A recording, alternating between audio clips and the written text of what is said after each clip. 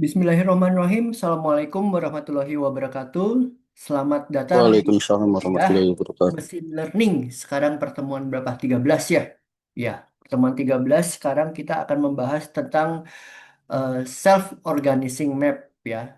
Jadi untuk kuliah ini eh, saya gabung saja karena kelas ABC karena nanti kelas C, kelas hari Sabtu itu eh, kelabas sama long weekend ya. Jadi ya sekalian aja. Kalau misalnya kelas eh, B, B dan C tidak sempat untuk mengikuti kelas ini, silahkan nanti ikuti rekamannya ya. Baik, ini disebabkan saya akan menggabungkan ya pertemuan 13 sama 14 sekaligus agar kalian punya waktu untuk membuat proyek akhir ya. Untuk proyek akhir itu adalah tugas 14. Tugas 14 itu adalah em, deploy pakai Streamlit ke web app ya, ke web.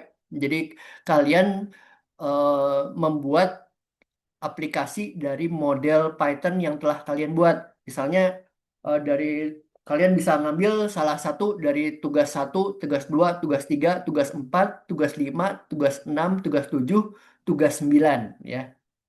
Tugas 8, 8 mau ujian tengah semester. Jadi 1, 2, 3, 4, 5, 6, 7, 9 ya. Dari situ kalian save modelnya ke bentuk PKL ya, pickle namanya, PKL, .pkl. Kemudian kalian tambahkan library Streamlit. Ya, kalian jalankan, misalnya kalian jalankan di Jupyter Notebook, nanti kalian jalankan pakai perintah Streamlit, nanti langsung keluar webnya. Nah, itu kalau lokal ya.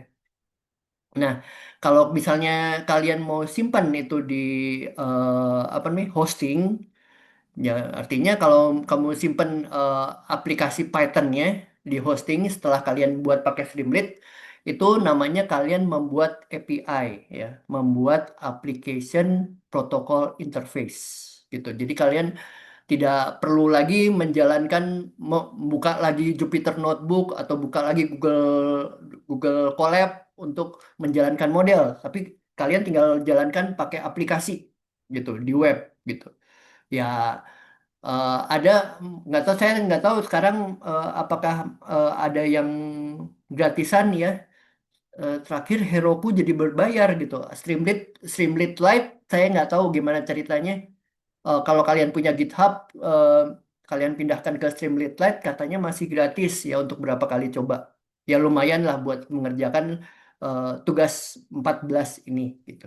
Ya, jadi sebagai anak informatika, tentu saja kalian hasil akhir dari em, belajar machine learning ini adalah membuat aplikasi yang bisa dijalankan sehingga klien kalian tinggal pakai gitu. Dan sementara untuk eh, hasil dari belajar machine learning dan deep learning ini adalah eh, kalian menghasilkan satu model dan model itu bisa dipakai untuk testing data berikutnya, data testing berikutnya gitu. Tapi hati-hati sekali dengan bentuk-bentuk yang sensitif ya, seperti decision tree. Kemudian ada lagi yang bentuk-bentuk sensitif itu semua semua bentuk deep learning itu semuanya sensitif, lumayan sensitif. Kenapa sensitif? Ada sedikit ada beberapa, kalau misalnya di data trainingnya ada anomali, data modelnya nanti berubah gitu. Nah, nanti eh, di kemudian hari kalau misalnya kalian bekerja atau mengambil magister ya, mengambil S2, kalian ambil data science, sebenarnya di zaman sekarang hampir semua jurusan S2 isinya data science semua ya. Eh, Nanti kalian akan menghadapi dua hal gitu. Di data science ini. Ada satu model yang dikerjakan berbasiskan model, jadi kalian bikin model dulu, kemudian kalian inputkan data yang baru, kalian mendapatkan hasil. Seperti yang kalian lakukan yang dalam kuliah ini. Dan satu lagi nanti ada yang berbasiskan data. Jadi sepanjang kita masukin model, sepanjang kita masukin data, modelnya bisa berubah gitu. Itu terutama kalau kalian mengerjakannya deep learning ya, perceptron, backpropagation, sama self-organizing map. Itu biasanya nanti eh, sepanjang waktu modelnya berubah terus gitu. Nah, itu contohnya seperti itu. Sekarang kita akan belajar tentang self-organizing map. Ya. Share screen dulu. Self-organizing map atau yang disebut cohonent map ya. Yang pakai namanya cohonent. Bentar.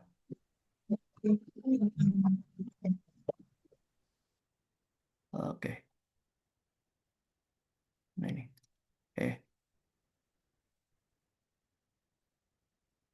eh. Kok sebentar, sebentar, sebentar ya. Bentar, stop share dulu. Nah itu. Share lagi. Salah. Ya, self-organizing map. Jadi self-organizing map ini loh. Bentar.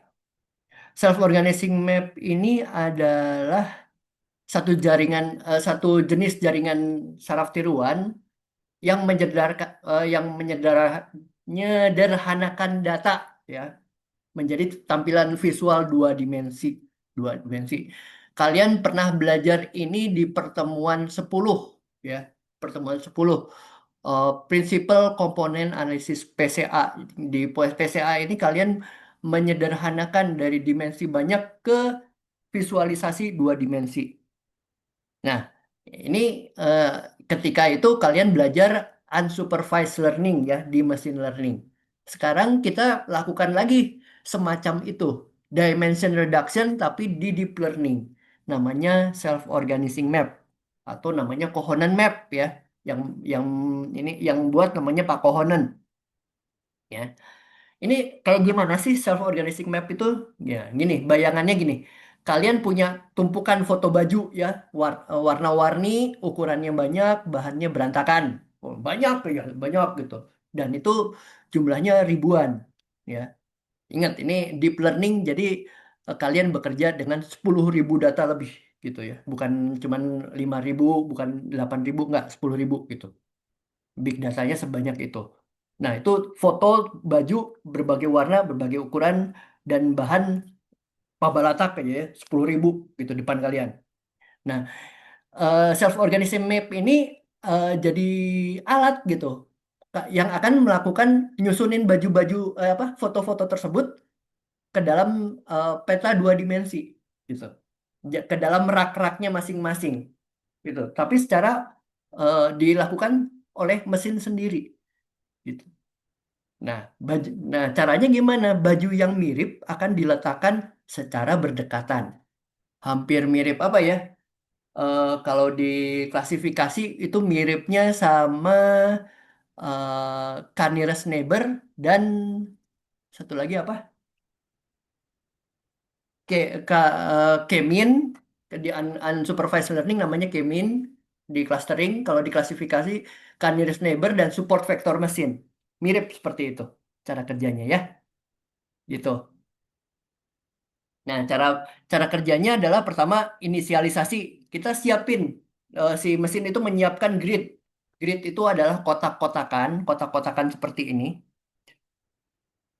Kemudian pertama dia membuat grid dulu ya. Grid itu satu kotak-kotak ada baris, ada kolomnya. Kemudian tiap pertemuan baris dan kolom itu ada node-node-nya, ada pertemuannya. Itu kita buat titik-titiknya.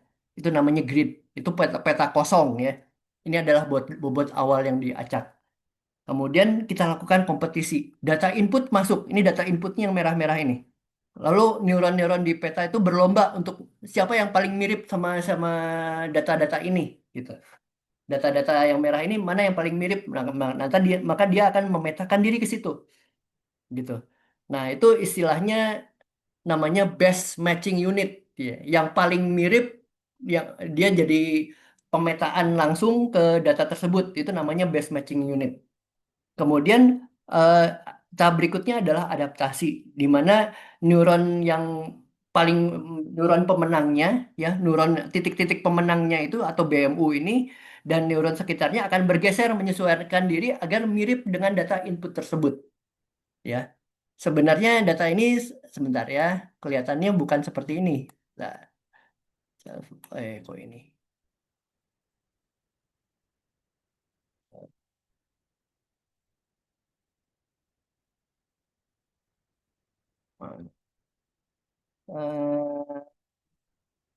Eh, sebentar mana game? Ah, ini bentuknya seperti ini kalau dijalankan. Dan itu repetitif ya. Mana yang paling mirip, mana yang paling mirip diulang-ulang, mana yang paling mirip saya diulang-ulang. Dan ini si gridnya ngikutin sampai petanya terbentuk. Terakhir dia berhenti gitu. Jadi istilahnya dibenyeng-benyeng seperti ini. Gitu ya.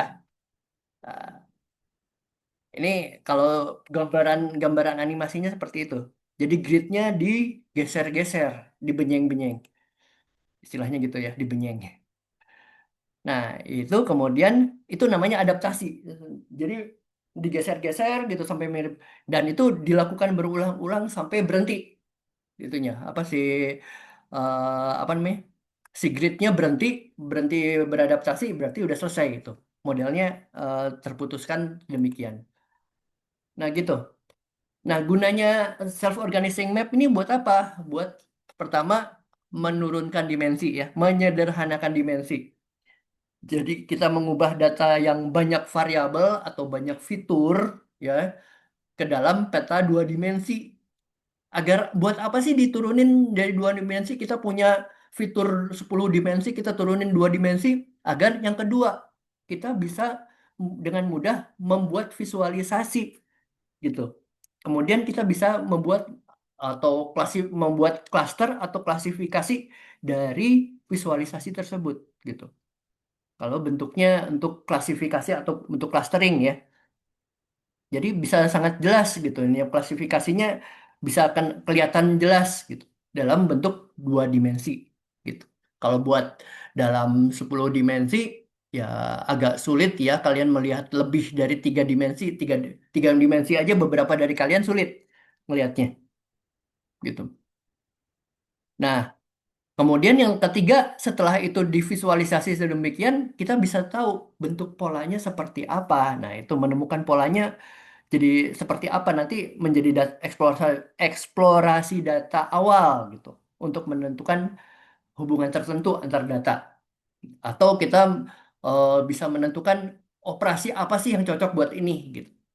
Gitu gunanya SOM itu ya hampir sama sih eh eh dengan prinsipal komponen analisis. Hanya saja eh, agak berbeda gitu. Akurasinya lebih lebih tinggi daripada PCA gitu. Nah, misalnya dari gambar yang di samping ini, yang biru ini adalah hasil PCA. Kalau hasil PCA itu hanya satu dimensi, dia hanya memperlihatkan data kiri dan data kanan gitu. Mau itu bentuknya klaser atau klasifikasi, dia cuma tahu satu dimensi klasifikasi kiri dan klasifikasi kanan. Dan variannya tinggi gitu ya, 23,23% untuk yang garis biru ini, PCA ya, Principal Component Analysis. Kalau self-organizing map hasilnya mendekati kepada model data ya, visualisasi datanya. Kalau datanya bentuknya S seperti ini, dia akan membentuk hampir seperti S yang dibentuk oleh data tersebut gitu. Sehingga variannya 6,86% itu. Jadi variannya apa nih? Kalau variannya kecil berarti akuratnya tinggi. Jadi SOM ini lebih tinggi keakurasiannya daripada PCA. PCA aja 23% gitu. Masih lumayan agak agak gede ya tidak akuratnya. Kalau SOM ini lebih lebih akurat daripada PCA tersebut gitu. Kemudian buat apa sih SOM ini? Buat kalau di bisnis untuk mengkelompokkan customer ya, customer kalau misalnya customer kalian ada 10.000 kita buat perilakunya seperti apa sih. Jadi dari perilaku tersebut akhirnya kita bisa menentukan kita akan memberikan apa kepada customer atau produk apa yang akan kita berikan pada customer gitu berdasarkan perilaku belanjanya seperti apa. Terus kalau dalam kesehatan gitu kita memetakan jenis-jenis penyakit berdasarkan gejala yang mirip gitu. Hati-hati ada yang mirip seperti kalau gejala mah sama gejala sakit jantung, gejala mah akut sama sakit jantung itu mirip, punggungnya panas. Nah, itu eh, apa namanya? Pemicu apa namanya? Variabelnya apa aja. Nah, itu gitu. Kalau kita turunkan dimensi itu mirip itu berdua itu. Nah, makanya kita perlu SOM ini agar bisa lebih rinci lagi. Biar ketahuan mana yang mana yang mah akut, mana yang sakit jantung berdasarkan gejala yang mirip gitu. Nah, yang ketiga geografi. Nah, kalau geografi kita lihat ini apa namanya gambar sebelah mengelompokkan daerah wisata, misalnya daerah wisata ya, atau eh, menamakan namakan tempat berdasarkan grid ya berdasarkan jarak, biaya, dan popularitas. Gitu, seperti ini. Jadi pertama kita buat grid dulu, kita namain tiap gridnya apa aja, kemudian ditempelkan di peta tiga dimensi. Ini di mana sih apa namanya titik-titik dalam grid itu letak letak akuratnya di mana? Nah, nanti dia akan menyetokkan diri gitu ke dalam bentuk peta tersebut. Nah, gitu. Bentuk bentuk paling mudah untuk menggambarkannya adalah seperti itu. Kalau misalnya petanya dalam bentuk tiga dimensi. Ya, kalau kayak gini sih petanya dua dimensi ya. Maaf, bukan peta tiga dimensi. Kelihatannya seperti tiga dimensi, padahal ini dua dimensi. Jadi langsung grid-gridnya ngebenyeng ke titik-titik akurat di peta. Seperti itu. Nah, itu adalah self-organizing map. Jadi, eh, apa namanya? Penjelasan mudahnya seperti itu sebenarnya. eh, untuk self organizing map kalian silahkan lihat video ya self organizing map di tugas di pertemuan 13 ada video untuk lebih jelasnya dan buatlah tugas pertemuan 13 ya untuk sebagai praktikum pribadi masing-masing. Itu silakan dibuat setelah ini apa setelah setelah kuliah ini selesai. Itu pertemuan 13. Saya akan langsung ke pertemuan 14. Saya sengaja menggabungkan dua kuliah ini agar kalian punya waktu lega gitu sampai kalian UAS nanti gitu punya waktu lega terutama untuk melakukan tugas pertemuan 14 ini gitu. Di sini tugas 14 adalah melakukan deploy machine learning menggunakan Streamlit. Yang paling mudah dulu kita buat aplikasi web. Jadi Streamlit itu adalah framework Python untuk membuat aplikasi web interaktif dari script Python sederhana gitu tanpa harus ngerjain HTML atau CSS, Cascading Style Sheet ya, CSS bener ya. Meskipun model machine learning sering dibuat di Jupyter Notebook, Streamlit biasanya dijalankan sebagai file script Python atau filenya namanya .py. Gitu. Kemudian ini langkah deploy-nya adalah seperti ini. Ada yang pertama kita buat persiapan model di Jupyter. Ini kita pakai misalnya Jupyter Notebook dulu ya. Jadi kita pakai Jupyter Notebook sehingga kalian akan menjalankan salah satu model ya. Kalian pilih tugas satu, tugas dua, tugas tiga, tugas empat, tugas lima, tugas enam, tugas tujuh, tugas sembilan. Salah satu aja kalian pilih. Nah, jadi sebelum pindah ke Streamlit, simpan model yang sudah dilatih Jupyter Notebook ya, tugas satu, 2, 3, 4, 5, 6, 7, 9 ya, salah satu itu ke file permanen sehingga nanti bisa muat ulang. Jadi file permanen ini kita gunakan library namanya Pickle atau Joplib untuk menyimpan model dalam bentuk PKL. Kalau Joplib itu SAV, kita pakainya yang PKL ya, jangan pakai yang Joplib, kita pakai yang PKL, Pickle aja. Nah, nanti di di ujung bawah em, model kita tambahkan model dump ya. Namanya pakai pakai model dump. kita panggil perintahnya namanya model dump, namanya model open, nam, model apa kita panggil model prediksinya apa, model yang akan kita deploy apa namanya. Ini misalnya nama filenya adalah model prediksi.pkl.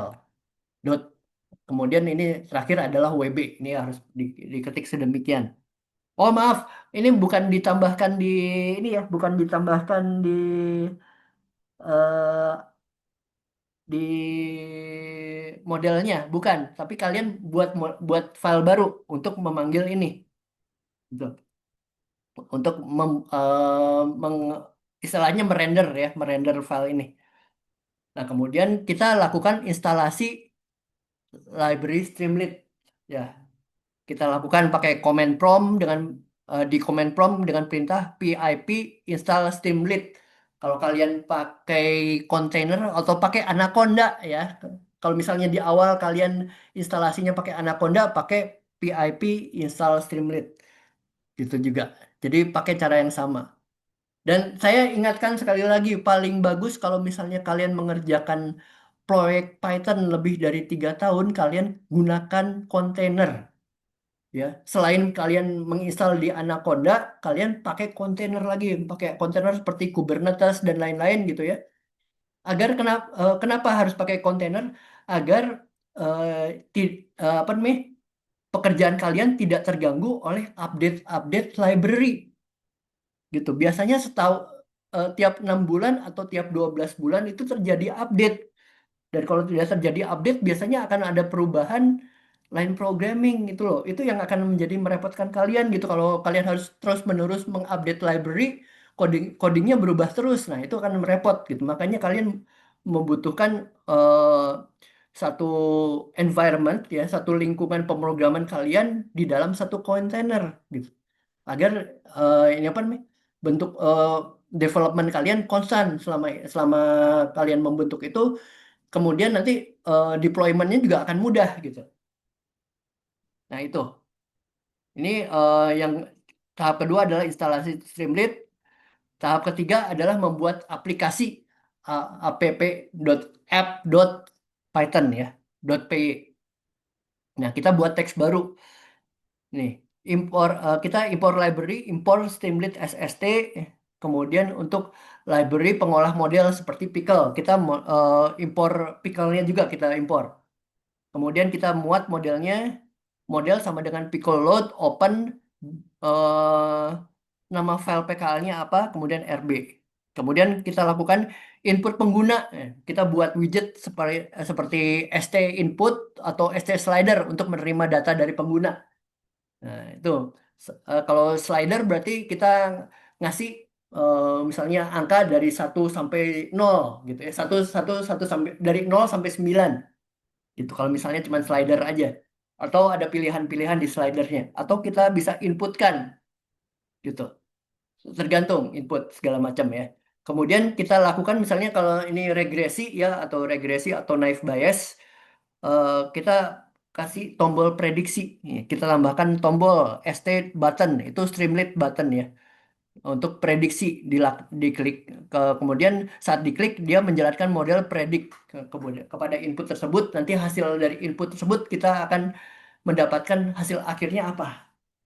Contohnya gitu yang sederhana ini bentuk sederhananya ini kalau misalnya kalian menjalankan regresi ya. Kalau klasifikasi ini dia akan menjawab klasifikasinya apa gitu. Kalau clustering ya clusteringnya seperti apa gitu. Kemudian ya kita jalankan aplikasinya secara lokal. Ya, kita buka foldernya, folder di mana file py berada ya, misalnya di command prompt di eh, CLI, kalian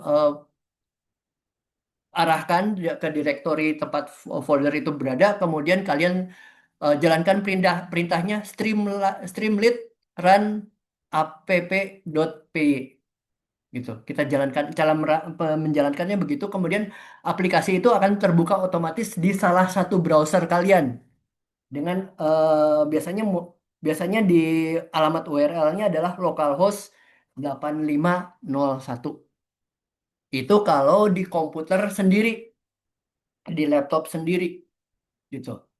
Kenapa saya memilih web app ya daripada desktop app atau mobile app ya? Karena ini paling mudah didistribute ya. Distribute-nya cepat, rapid sekali, dan hampir semua sistem operasi kan punya browser. Ya mau nggak mau ya udah bisa langsung kebuka aja gitu, asal bisa apa namanya, servernya tersedia gitu. Ini kalau ini hanya dibuka di komputer sendiri kalau server localhost. Nah, kalau misalnya mau dibuka di komputer orang lain lewat internet, ya mau nggak mau kita harus simpan di cloud ya. Kita nah, menyimpan aplikasi di cloud berarti kita membuatkan API. Kita membuat application protocol interface. API. API ini kalian belajar di service SOA ya, service oriented architecture. Kalian buat microservices, API, kemudian services-services yang membuka data tertentu buat publik gitu ya. Biasanya nanti data buat publiknya berupa JSON gitu. Banyak yang bilang, oh saya bisa buka data JSON dari ini, oh saya hacker. Enggak juga itu. Kalau yang bisa dibuka pakai JSON atau pakai XML, biasanya itu adalah data yang dibagi gitu. Itu emang sengaja dibagi buat publik gitu. Gunanya buat apa? Buat display di web gitu. Nah, ini untuk kalian membuat API dari aplikasi yang kalian buat dari app.py kalian, ya kalian perlu dua hal. Pertama perlu GitHub, yang kedua perlu Streamlit Community Cloud. Ada dua yang kalian perlukan. Waktu GitHub saya pernah perintahkan kalian di tugas pertemuan pertama gitu. Tugas pertemuan pertama untuk itu ya. Oh, berarti salah ya ini. Oh, si mestinya tugas pertemuan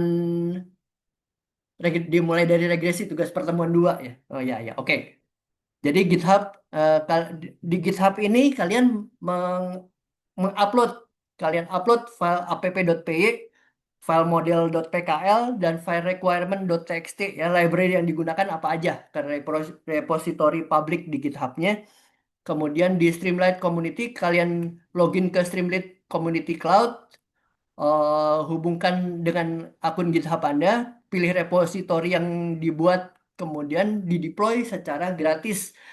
Mungkin kalau untuk awal-awal masih digratisin ya, masih digratisin selama berapa kali, berapa 100 hari pertama mungkin masih gratis sekarang gitu. Lumayan lah buat buat kerjain tugas ya, tapi kalau kalian gunakan untuk bekerja, ya mau nggak mau kalian harus berbayar gitu untuk fitur yang lebih banyak lagi dari Stream Community Cloud gitu. Ada cara lain, ada yang bisa kita bisa simpan di hosting-hosting yang mendukung Python. Dulu Heroku gratis gitu. Terus habis itu ada beberapa lagi, cari yang gratisan lah yang selama itu tidak menyulitkan kalian ya untuk membuat tugas gitu. Nah, itu adalah kalau kalian mendeploy program model machine learning ke web app kalau pakai Jupyter Notebook. Nah, kalau kita pakai Google Colab bagaimana nih? Ya. Nah, kalau di ternyata di Jupyter Notebook ada ini ya, ada library tambahan namanya Streamlit Strip Jupyter gitu. Kalian bisa nyoba pakai itu juga bisa.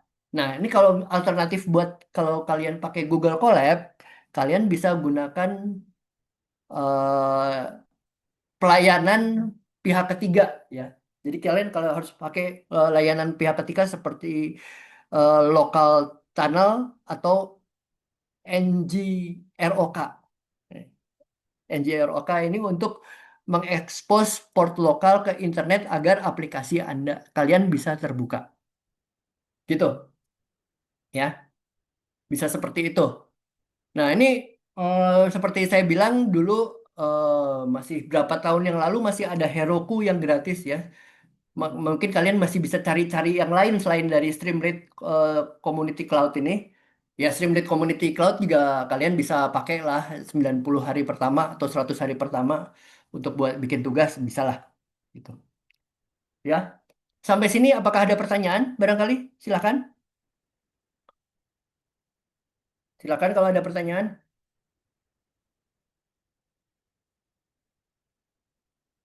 eh Ujian akhir semester akan diadakan mulai tanggal 2 Februari hingga 7 Februari ya. Itu makanya saya dipadatkan sekarang langsung pertemuan 13 dan 14 langsung di satu kuliah sekarang agar kalian punya waktu untuk mendeploy, membuat deployment machine learning ini. Nah, di di pertemuan 14 saya menyertakan satu playlist yang ada 10 ini ya, 10 video YouTube detail menggunakan Streamlit terutama untuk membuat antarmukanya. Nah, ini di tugas 14 itu kalian akan membuat semacam dashboard ya. Dashboard misalnya kalau di bentuk-bentuk awal Streamlit itu kalian hanya memprogramkan, nah ya memprogramkan seperti ini. Hanya ada teks input dan tombol gitu. Saya mintanya nggak cuma teks input dan tombol saja, tapi saya minta data awal apa, data awalnya seperti apa, data trainingnya seperti apa, kemudian model trainingnya hasilnya seperti apa, kalau kemudian pengujian mean square errornya apa aja, kemudian ada ini, baru ada baru input dan tombol gitu. Apakah tombolnya predict regression atau predict classification, terserah. Melakukan regresi atau melakukan klasifikasi atau melakukan clustering. Itu nanti berikutnya hasilnya apa dan hasil visualisasi dari inputnya apa gitu. Saya minta berupa screenshot ya, kemudian kalian eh, simpan screenshot tersebut dalam bentuk PDF. Nah, itu saya beri waktu yang cukup lama ya sebenarnya. Tapi karena gara-gara kepotong sama long weekend, kasihan kelas ABC, kelas B dan kelas C gitu. Jadi makanya ini terpaksa kelasnya disatukan dan saya padatkan sehingga kalian punya waktu 2 minggu untuk menyelesaikan semua tugas dari mulai tugas 9 sampai tugas 14 ya sampai tugas 9 sampai tugas 13 dan mempelajari tugas 14 ya dan mungkin tanggal 22 saya melakukan tanggal 22 sama tanggal 29 sama tanggal 25 dan tanggal 1 saya melakukan asistensi ya mungkin nanti saya melakukan asistensi membantu kalian sebisa mungkin agar kalian bisa mendeploy gitu. Oke, sampai sini ada pertanyaan barangkali? Silakan kalau ada pertanyaan.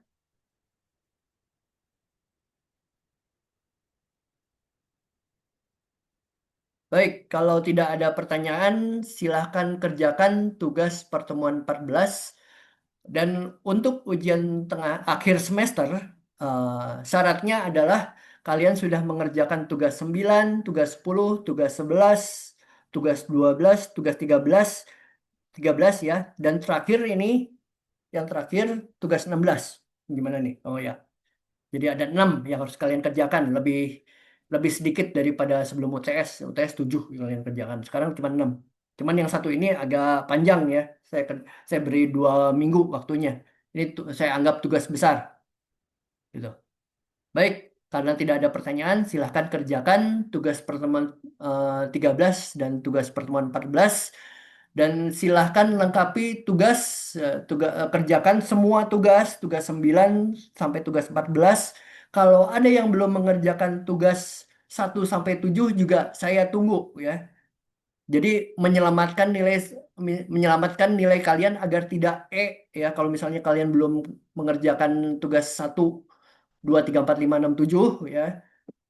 Kalau saya masih tunggu sampai tanggal 6 Februari ya. Sampai tanggal 6 Februari semua tugas harus sudah selesai. Ya, seperti biasa kalau kuliah sama saya, ujian akhir semester, yang penting tugas kalian sudah selesai semua. Ketika waktunya tuh ujian akhir semester tidak perlu menandatangani kehadiran, sudah selesai. Yang penting 14 tugas sudah selesai, kalian sudah mengerjakan. Kenapa prinsipnya begini? Kalau di dalam dunia kerja, kalian digaji untuk mengerjakan tugas, bukan mengerjakan ujian. Gitu. Jadi saya anggap ujian kalian ada 14, ada 13 ya. Tugas 1 sampai 7, tugas 9 sampai tugas 14 gitu. Ujian ujian kalian itu ada berapa?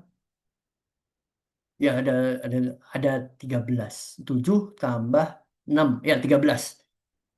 Ya, ujian kalian ada 13. Ya, buat saya nggak ada namanya ujian tengah semester, ujian akhir semester nggak ada. Semua tugas adalah ujian kalian. Itu. Dan kalian digaji berdasarkan pekerjaan tugas kalian. Gitu. Baik, selamat mengerjakan tugas. Selamat ya selamat mengerjakan tugas, sehat selalu dan mungkin ketemu lagi tanggal 22 karena sekarang long weekend eh, kelas B dan C kalau tidak ada sekarang mungkin akan mendapatkan rekaman dari eh, kuliah ini. Baik, semoga sehat selalu biar nanti sampai UAS bisa mengerjakan UAS.